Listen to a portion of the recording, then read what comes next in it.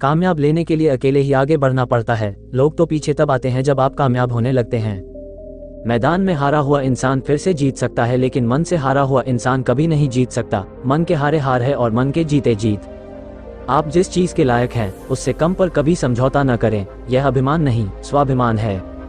इस वीडियो की हर एक सीख को अपने जीवन में उतारना होगा, तभी इस वीडियो का मकसद पूरा हो सकेगा। क्योंकि इस वीडियो में कुछ ऐसे रहस्य है, कुछ ऐसी बातें हैं जिसे जानने के बाद आपको यह एहसास होगा कि आपका सबसे बड़ा धन क्या है।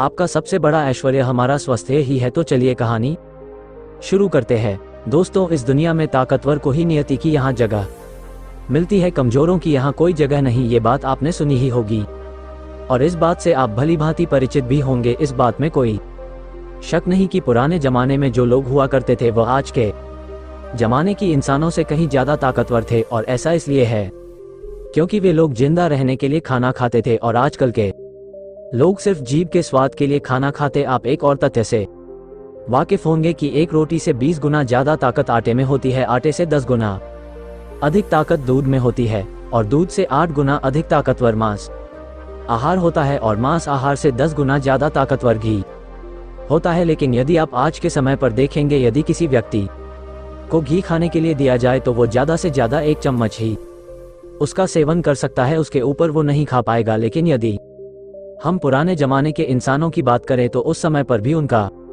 सर्वश्रेष्ठ भोजन होता था। आपने महाराणा प्रताप के बारे में तो सुना ही होगा। वो जितना वजन लेकर युद्ध भूमि पर लड़ते थे उतना वजन तो आज के 4 आदमी भी उठा नहीं पाएंगे। इसीलिए कहा जाता है कि तब के जमाने के लोग सचमुच जीवन जीते थे और आज के लोग तो केवल जबरदस्ती इस जीवन को जी रहे हैं। बहुत समय पहले की बात है, एक छोटा सा राज्य था। उस राज्य का राजा बहुत दयालु था और वहां की सेना भी बहुत पराक्रमी थी। उस सेना में एक ऐसा व्यक्ति भी था जो अत्यधिक पराक्रम था और वह उस राज्य का सर्वश्रेष्ठ योद्धा था। वो इतना ताकतवर था कि एक साथ वो 50 लोगों को भी परास्त कर सकता था और राजा उसके इस पराक्रम से हमेशा बहुत खुश रहते थे। जब भी उससे कोई युद्ध करने जाता तो वो पहले 100 बार सोचा करता कि क्या उसे युद्ध करना आसान है, क्या उसे हराना आसान है। हर कोई जानता था कि वो बहुत शूरवीर है, बहुत ताकतवर है, इसलिए उसे हराना लगभग असंभव था। अपने राजा के लिए हमेशा तत्पर रहता, अपने राज्य के राजा के लिए, अपनी प्रजा के लिए जो कुछ उसे अच्छा होता वह उसे अवश्य करता। एक बार की बात है, वह शूरवीर योद्धा अपना पराक्रम दिखा रहा था। उसी वक्त उसके दोनों पुत्र वहां पर आए हुए थे। राजा ने उसके दोनों पुत्रों को देखा और राजा के मन में ये लालसा जगी, आने वाले समय में हमारे राज्य के लिए इनमें से सबसे सर्वश्रेष्ठ योद्धा कौन होगा, हमारे राज्य के लिए योग्य कौन होगा। ये बात जब उस योद्धा के कानों में पड़ी तो वो अत्यधिक चिंतित हो गया। उस योद्धा के 2 पुत्र थे। जो बड़ा वाला बेटा था वो हर चीज का हुनर सीख चुका था, फिर चाहे वो तलवारबाजी हो, लोगों से बोलना हो, आग से खेलना, हर तरफ की चालबाजी से वो संपूर्ण था। उसे जो कुछ भी सिखाया जाता वो उसे सीखने में निपुण था। वो बहुत जल्द उस विद्या को, उस कला को सीख जाता था। यदि हर कोई यही कहता कि अगला योद्धा यही होगा, यही हमारे राज्य के लिए सर्वश्रेष्ठ योद्धा बन सकता है, लेकिन उस योद्धा का एक छोटा पुत्र भी था जो बहुत कमजोर था, जिससे कोई भी चीज सीखने में अत्यधिक समय लगता था और उसे देखकर कोई भी यह नहीं कहता था कि कभी योद्धा बन सकेगा। उसे उसके पिता ने बहुत कुछ सीखने का प्रयास किया, लेकिन वो कभी भी कुछ सीख नहीं पाया। ना ही तो वो अच्छी तलवारबाजी कर पाता था, ना ही उसे एक योद्धा की तरह जीना आता था। वो हमेशा आलसियों की तरह पड़ा रहता। जब भी वो योद्धा अपने दोनों पुत्रों को एक साथ देखता तो उसे बहुत चिंता होती, उसे बहुत तकलीफ होती, क्योंकि वो अपने दोनों पुत्रों को एक समान बनाना चाहता था। वो अपने दोनों पुत्रों में कोई फर्क नहीं समझता था। लेकिन जब भी कोई ये कहता कि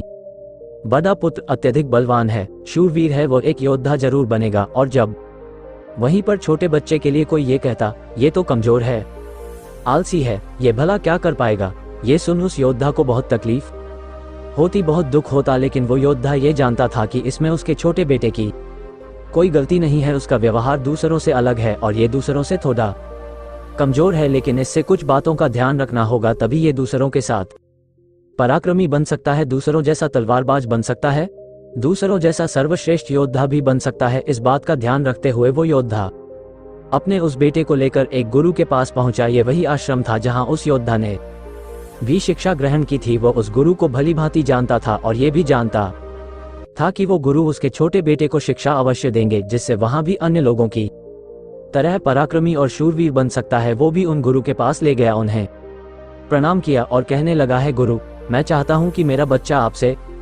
शिक्षा ग्रहण करें। ये थोड़ा आलसी है, थोड़ा कमजोर है और ये कभी कुछ सीखना ही नहीं चाहता, जबकि मेरा बड़ा बेटा बहुत साहसी है, शूरवीर है, ताकतवर है, पराक्रमी है और इस राज्य को ऐसे ही लोगों की आवश्यकता है। लेकिन मेरा ये छोटा बेटा जो कि मेरी चिंता का कारण बना हुआ है, मैं चाहता हूँ कि अभी पराक्रमी बने, शूरवीर बने, ताकतवर बने, ताकि इस राज्य का हर कोई इसके भी गुण गाए। मैंने बहुत प्रयास किए, मैंने कई तरह के उपाय भी किए ताकि अपने जीवन में कुछ कर सके, कुछ सीख सके, लेकिन ये कभी कुछ सीखना ही नहीं चाहता। मैं चाहता हूँ कि मेरे दोनों पुत्र एक बराबर, किसी में कोई कमी ना, इन दोनों को एक बराबर अधिकार मिले, लेकिन यह अपने आलस के कारण, अपनी कमजोरी के कारण हमेशा पीछे रह जाता है। मैंने इसे कई बार समझाया, लेकिन यह है कि मेरी बातों को मानता ही नहीं। मैं अपने दोनों बेटों में कोई भेदभाव नहीं रखना चाहता, मैं दोनों को एक बराबर बनाना चाहता हूँ।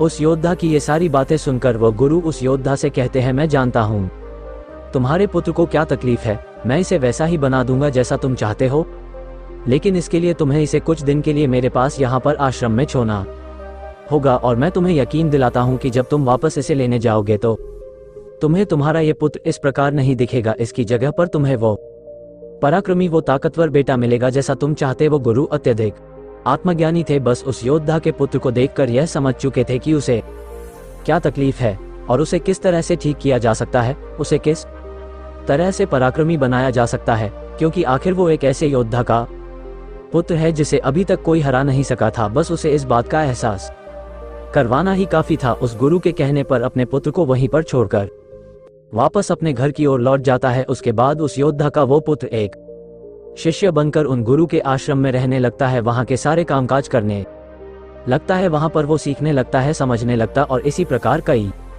दिन बीत जाते हैं। और एक दिन सही समय आने पर वह गुरु उस योद्धा के पुत्र से कहते हैं, चलो आज मैं तुम्हें कुछ दिखाना चाहता हूँ। इतना कहकर वो गुरु उस योद्धा के पुत्र का हाथ पकड़ लेते और उसे लेकर एक पहाड़ी की ओर ऊपर की ओर बढ़ चलते। उस पहाड़ी के ऊपरी छोर पर ले जाकर वह गुरु उस पुत्र से कहते हैं, आज मैं तुम्हें कुछ सिखाने वाला हूँ पुत्र, तुम्हें ध्यान से सीखना होगा, क्योंकि यदि तुमने आज ये बात नहीं सीखी तो तुम अपने जीवन भर कुछ नहीं कर पाओगे, कुछ नहीं सीख पाओगे और हमेशा लोग तुम्हें कमजोर और असहाय समझेंगे और उसी दृष्टि से तुम्हें देखा जाएगा। धीरे धीरे कई दिन बीत चुके हैं और अब तुम्हारे घर जाने का वक्त भी करीब आ चुका है, इसलिए आज मैं तुम्हें यहाँ पर लेकर आया हूँ ताकि मैं तुम्हें सिखा सकूं, ये समझा सकूं कि तुम इस धरती पर क्यों आए, तुम्हारे आने का क्या कारण है। इतना कहकर वो गुरु उस पुत्र को ऊपर की ओर इशारा करते हुए कहते हैं, ऊपर ध्यान से देखो उस चील को। उस चील ने अपने पंजों में अपना नवजात शिशु रखा हुआ है। वह चील ऊपर की ओर बढ़ती चली जा रही थी, इतनी ऊंची जाती कि बादलों को चीर कर ऊपर बढ़ती ही चली जाती और वहां पर जाकर वो अपने बच्चे को छोड़ दे। यदि वो छोटा सा बच्चा डर गया, उसे ये समझ आ रहा था क्या आखिर उस चील ने अपने ही बच्चे को इस तरह से नीचे क्यों फेंक दिया।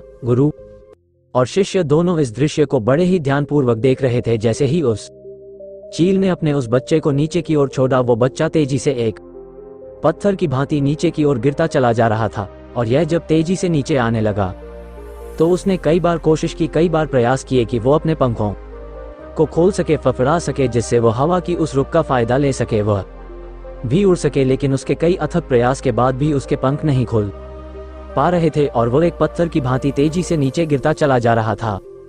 जैसे जैसे वो नीचे गिरता जा रहा था, उसकी माँ भी ठीक उसके पीछे ही थी। उसने ऊपर से अपने पंजे में फिर एक बार अपने उस बच्चे को पकड़ लिया। एक बार फिर वो चील अपने उस बच्चे को लेकर आकाश में ऊपर ऊंचाई की तरफ बढ़ती चली जाती है और फिर से वो ऊंचाई पर जाकर अपने बच्चे को ठीक उसी प्रकार छोड़ देती है। ये देख उस बच्चे को कुछ समझ नहीं आ रहा था कि आखिरी चील अपने बच्चे के साथ ऐसा क्यों कर रही है। यदि उसके बच्चे को कुछ हो गया तो फिर क्या होगा। चील लगातार इसी प्रक्रिया को दोहरा रही। धी गुरु अपने उस शिष्य का हाथ पकड़ते हुए बस पेट की और आगे बढ़े जहां पर वह चील रहा करती थी, और उस जगह को दिखाते हुए वह गुरु उस पुत्र से कहते हैं कि इस जगह को ध्यान से देख लो। ठीक इसी जगह पर वह चील और उसका बच्चा इस पेड़ पर रहते हैं। तुमने एक बात और गौर की, इस पेड़ पर तुम्हें अनेकों फूल देखने को मिल रहे होंगे, लेकिन जहां पर ये चील और इसका बच्चा रहता है वहां पर तुम्हें एक भी फूल नजर नहीं आएंगे, क्योंकि फूल बड़े ही कोमल होते। और वह चील चाहती तो इन फूलों को अपने साथ जहां पर रहती है उसे रख सकती थी, लेकिन वह जानती है कि फूलों में रहकर उसका बच्चा एक पक्षी बनेगा, लेकिन जब वो कांटों वाले घोंसले में रहेगा तभी एक चील बन पाएगा। और एक चील के बच्चे को हर तरह की यातनाएं बचपन से ही सहनी पड़ती है ताकि वह अन्य पक्षियों की तरह कोमल ना बने, क्योंकि वह एक चील का पुत्र है और उसे चील की तरह अपना जीवन व्यतीत करना है। यदि वो बाकी पक्षियों की तरह बनेगा तो उसमें चील वाले वो स्वभाव नहीं होंगे और ना ही उसे कोई चील का पुत्र कह सकेगा। ठीक इसी प्रकार तुम भी एक शूरवीर योद्धा के पुत्र हो। यदि तुम चाहो तो अन्य लोगों की तरह अपना जीवन व्यतीत कर सकते हो, तुम फूलों का आनंद ले सकते हैं, लेकिन तुम एक योद्धा के पुत्र हो, इसलिए तुम्हें भी कांटों की राहों पर चलना ही होगा। इन कांटों की राह पर चलकर ही तुम अपने आप को मजबूत बना पाओगे, अपने आप को शूरवीर और पराक्रमी बना सकोगे। ठीक वैसा ही ये चील भी कर रही है, वह भी अपने पुत्र को पराक्रमी और शूरवीर बना रही है। वो अपने बच्चे को उड़ान भरना सिखा रही हैं। वह बार बार जाकर अपने बच्चे को इसीलिए नीचे पटक रही है ताकि उसका बच्चा खुद ब खुद उड़ान भरना सीख ले। जब भी चील किसी को जन्म देती है तो हर बार उसे वही सिखाना चाहती है जो उसने सीखा है। वो एक चील होने का उसे एहसास कराना चाहती है, किंतु यदि वही पुत्र किसी और पक्षी के घर पर जन्म लेता तो उसे इस तरह की यातनाएं ना सहनी पड़ती, उसे इस तरह से किसी भी क्रिया से ना गुजरना पड़ता। वह फूलों के घोंसले में रह सकता था, वह फूलों में पैदा होता और फूलों में ही खत्म हो जाता। लेकिन चील के बच्चे का एक नियम होता है, एक नियति होती है कि नियति उसे तभी जिंदा रखेगी जब वो पराक्रमी होगा, शूरवीर होगा और उसे वो सारे हुनर, वो सारे पराक्रम सीखने ही होंगे। ठीक उसी प्रकार तुम भी एक शूरवीर योद्धा के पुत्र, एक पराक्रमी योद्धा के पुत्र, इसलिए तुम्हें भी वो हुनर सीखना ही पड़ेगा, अन्यथा अन्य पक्षियों की तरह तुम भी अपने जीवन में कुछ नहीं कर पाओगे। तुम भी एक दिन फूलों में जीकर फूलों में ही मर जाओगे।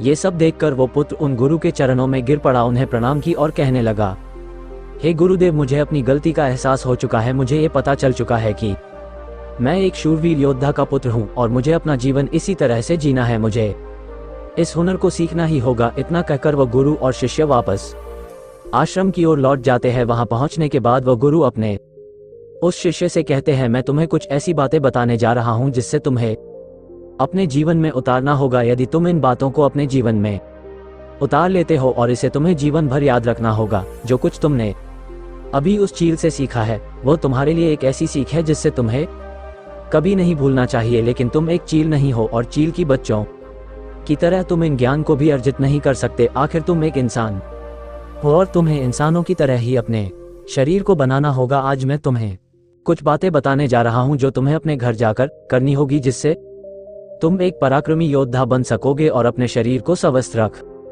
पाओगे। क्योंकि एक शूरवीर हमेशा अपने शरीर का ध्यान रखता है, वो हमेशा अपने शरीर को चुस्तीला और फुर्तीला बनाए रखता है, जिसके कारण वो कभी बीमार नहीं पड़ता। तुम्हें भी इस बात का ध्यानपूर्वक ध्यान रखना होगा। तुम्हें सुबह जल्दी उठना होगा। 6 से 8 घंटे की नींद तुम्हारे लिए महत्वपूर्ण है, इससे ज्यादा कभी मत सोना। सुबह जल्दी उठकर अपना जो हुनर है उसका अभ्यास करना। जिस प्रकार तुम्हारे पिता एक योद्धा हैं पर सुबह उठकर अपने सभी हुनरों का अभ्यास करते, ठीक उसी प्रकार तुम्हें भी सुबह उठकर अपने सभी हुनर का अभ्यास करना होगा। योगा प्राणायाम करना होगा, जिससे तुम्हारा शरीर पूरी तरह से स्वस्थ होगा। और जितना तू अपने शरीर को स्वस्थ रखोगे उससे भी ज्यादा तुम अपने अंदर की शक्तियों को समर्थ बना पाओगे। और तुम्हें एक बात और याद रखनी होगी, जितना तुम्हें अपने ऊपरी शरीर का ध्यान रखना है उतना ही तुम्हें अपने भीतर के शरीर का भी ध्यान रखना है, अर्थात अपनी मानसिक शक्ति का भी तुम्हें ध्यान रखना होगा, इसे भी बढ़ाना होगा। और ये मानसिक शक्ति तुम्हें ध्यान से मिलेगी, इसलिए हमेशा ध्यान करना, हमेशा सुबह उठकर प्राणायाम करना, हमेशा सुबह उठकर योगा करना, ये तुम्हें मजबूती प्रदान करेंगे। और यदि इसके बाद भी तुम सुबह जल्दी नहीं उठ पाते, तुम इस आदत को नहीं अपना पाते, तो मेरा एक और सबक याद रखना, जिस दिन तुम उठने में लेट हो जाओ, अर्थात जितना समय तुम देरी से उठो अपने शरीर पर उतने ही कोड़े मरवाना। जब तुम ये क्रिया 4 से 5 दिन करोगे तो तुम खुद ही अपने आप में वो बदलाव देख पाओगे कि तुम अपने आप ही अपने समय पर उठना शुरू कर पाओगे। दूसरी बात जो तुम्हें हमेशा ध्यान रखनी है कि तुम्हें हमेशा स्वादिष्ट और स्वस्थ खाना ही खाना है। ऐसी चीजें कभी मत खाना जो तुम्हारे शरीर को नुकसान पहुंचाती है। हमेशा तुम स्वस्थ खाना ही खाना, जैसे हरी सब्जियां, फल, दूध, दही। तुम भोजन अपने शरीर के लिए करना, ना कि अपनी जीभ के लिए, ना ही स्वाद के लिए। अगली बात वो गुरु अपने शिष्य से कहते हैं कि जब भी तुम्हारे मन में कोई चिंता हो, कोई ऐसा विषय हो जिसे लेकर तुम बहुत चिंतित हो, तो ऐसी बात अपने घर परिवार में अवश्य बताना। यदि तुम इन बातों को अपने मन में रखते हो तो ये बातें तुम्हें मन ही मन कमजोर बनाती चली जाएगी। ये चिंता तुम्हें अंदर ही अंदर खाती चली जाएगी और तुम खोखले होते चले जाओगे। और याद रखना, जब हमारा मन बीमार पड़ता है तो वो हमारे शरीर को भी बीमार कर देता है। इसलिए कोई भी बात कभी छुपाकर मत रखना, हर बात अपने घर वालों और अपने परिवार को अवश्य बताना। आगे ये गुरु अपने उस शिष्य से कहते हैं, हमेशा सकारात्मक सोच रखना, कभी भी नकारात्मक विचार अपने दिमाग में आने मत देना। सबके जीवन में उतार और चढ़ाव तो आते ही रहते हैं, सभी के जीवन में सुख और दुख लगा ही रहता है, कभी अच्छा तो कभी बुरा। जीवन इसी प्रकार चलता है। तुम्हारे जीवन में समय चाहे कैसा भी क्यों ना आए, लेकिन तुम्हें हमेशा एक सकारात्मक सोच ही अपनानी है, जिससे तुम अपने जीवन में आने वाली कठिन से कठिन परिस्थितियों का सामना हंसते हुए और बड़ी ही सरलता से उसका सामना कर सको और जीवन में आगे बढ़ पाओगे। अगली बात जो तुम्हें याद रखनी चाहिए, क्यों तुम्हें हमेशा मुस्कुराते रहना है, क्योंकि एक योद्धा यदि चिंतित हो तो उसका राज्य भी चिंतित हो सकता है और तुम्हारी मुस्कुराहट से ही सबको ताकत मिलती है। तुम एक शूरवीर योद्धा के पुत्र, तुम्हारी हंसी तुम्हारे चेहरे से अलग नहीं होनी चाहिए। तुम्हारा मुस्कुराते रहना ही तुम्हारे और तुम्हारे राज्य के लिए उचित है और ये तुम्हारे राज्य को एक सकारात्मक ऊर्जा प्रदान करता है और तुम्हारा मुस्कुराते रहना तुम्हारे लिए भी अच्छा है। ये तुम्हारे भीतर सकारात्मक ऊर्जा का प्रवाह करता है। गुरु अपने उस शिष्य को आखिरी सीख देते हुए कहते हैं, हमेशा अपने जीवन में दान पुण्य करते रहना, तो इससे कभी पीछे मत हटना। तुमने देखा होगा कि राजा महाराजा ऐसे होते हैं, क्यों दान के समय पर उनसे जो मांगा जाए वो सब देने के लिए तैयार हो जाते।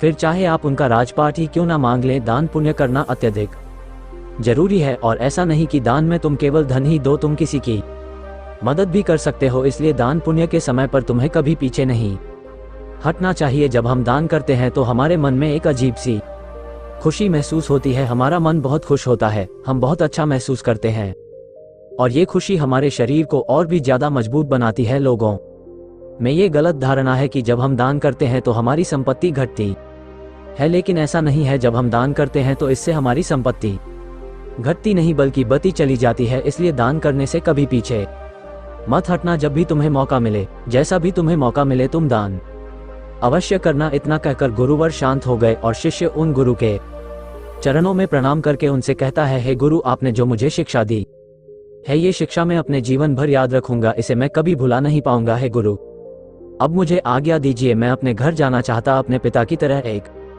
पराक्रमी योद्धा बनना चाहता हूँ। इतना कहकर वह शांत हो जाता है और गुरु उसे आशीर्वाद देते हुए उस शिष्य को उसके घर जाने की आज्ञा प्रदान करते हैं। दोस्तों, उम्मीद है कि आपने आज की इस वीडियो से जरूर कुछ ना कुछ सीखा होगा। तो आज की इस वीडियो में आपने जो कुछ भी सीखा है आप उसे अपने जीवन में जरूर उतारोगे, क्योंकि ये बातें आपका जीवन बदल कर रख देंगी। और अगर आपको ये वीडियो थोड़ी सी भी अच्छी लगी हो तो इस वीडियो को अपने दोस्तों के साथ शेयर करना ना भूलें।